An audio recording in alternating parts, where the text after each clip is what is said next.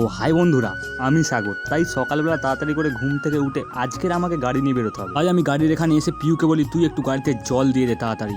তাই দেখলাম ও জল দিতে গাড়িতে ভালোই গাড়িটা বেশ গড়িয়ে যাচ্ছে।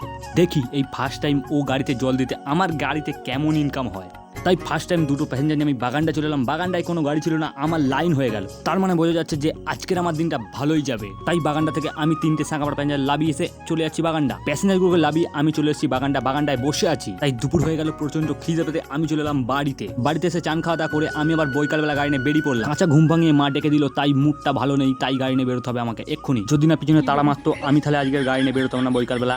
আমি আজকে ঘরেতেই ঘুমিয়েই সারাদিনটা কাটিয়ে ফেলতাম। মনটা খারাপ নিয়ে 5জন প্যাসেঞ্জার নিয়ে আমি চলে যাচ্ছি এখন বাগানটায় চলে এসে বসে আছি। মনটা সেই খারাপ, ঘুমটা হয়নি। গাড়িটা বাগানটায় রাখা ছিল। 5জন উঠে বলে, চলো দাদা তাড়া আছে, আমাদের নিয়ে যেতে হবে তাড়াতাড়ি। আমি ওদেরকে বললাম, কোথায় যাবে বলো তাড়াতাড়ি বলো, আমি নিয়ে যাচ্ছি। বলছে, তোমার যেখানে ইচ্ছা সেখানে নিয়ে চলো। প্যাসেঞ্জারগুলোকে কিছু দূর নিয়ে গিয়েই আমি লাভি দিলাম। বললাম, আমার এত দূরই গন্তব্যস্থল, আমি এখানেই তোমাদের লাভি দিচ্ছি, তোমরা হেঁটে হেঁটে চলে যাবো পারে। তারপর হঠাৎ কোথাও কিছু নেই। তারপর দেখি না প্রচন্ড বৃষ্টি হলো, এত ঝড় এত বৃষ্টি, আমি গাড়ি চালাতে পারছি না, দেখতেই পাচ্ছি না সামনে। আমি হাঁচি দেখে আমি চলে যাচ্ছি বাড়ির উদ্দেশ্যে, যে এখন অনেকটা রাত হয়ে গেছে। তারপর বাড়ি এসে দেখি না বড় রাঁধুনি রান্না করছে। হাই, কি রান্না করছে? আলু ভাজা। আর মানে আমাদের রাতের খাবার আজকে আলু ভাজা মুড়ি। Oh no!